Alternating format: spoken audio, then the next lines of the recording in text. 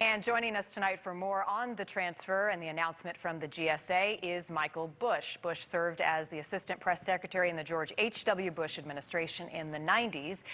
Michael, thank you for joining us once again tonight on News Nation. Good to see you. Of course. Thank you for having me. Why don't you pull back the curtain for us, if you would?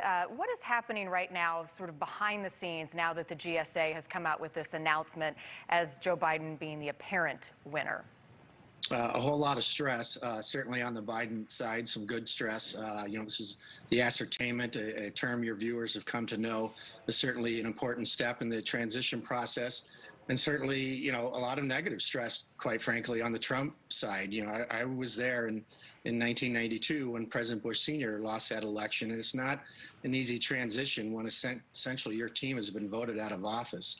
But there has been a group in place by mandate of the 1963 Transition Act within the federal government and all the different agencies that there's a point person responsible for executing a smooth transition.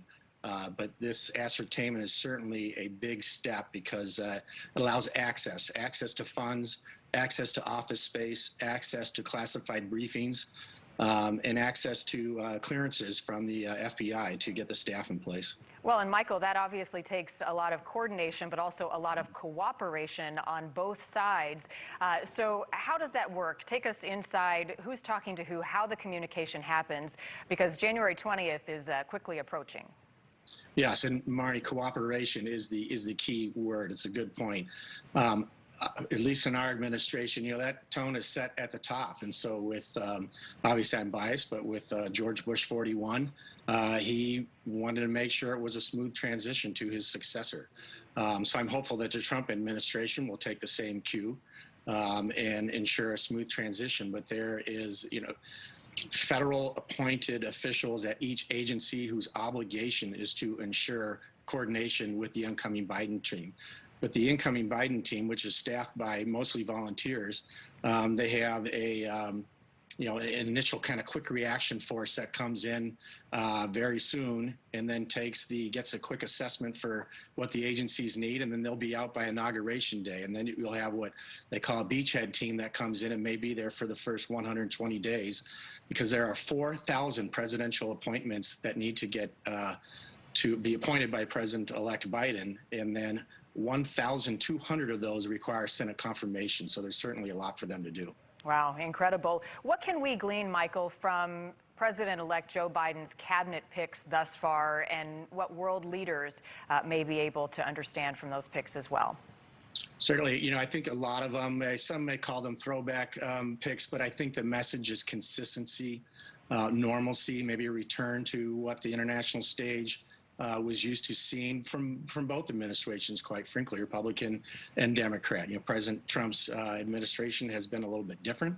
So I think Biden wants to signal to the international stage that it's a return to a familiar tone of diplomacy. And he's certainly chosen to go with some very experienced hands in these major picks. And so I think thus far they've been received well. I think people are waiting to see if he'll have some sort of, clearly he's not going to go with the team of rivals model, but if he'll reach across the aisle and for some Republican picks, but that remains to be seen.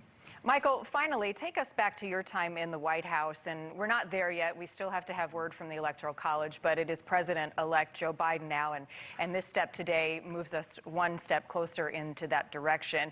But the transition and the traditions involved in that transition of power, what do you recall from your time, some of the pomp and circumstance of transferring power? Sure. Those traditions, of transition are really important moments, I think, really for public consumption. What happened today is really the key part of an essential smooth transition in all the government that needs to be created. But those moments where, typically President-elect pays a visit on the sitting president to the White House and he welcomes in.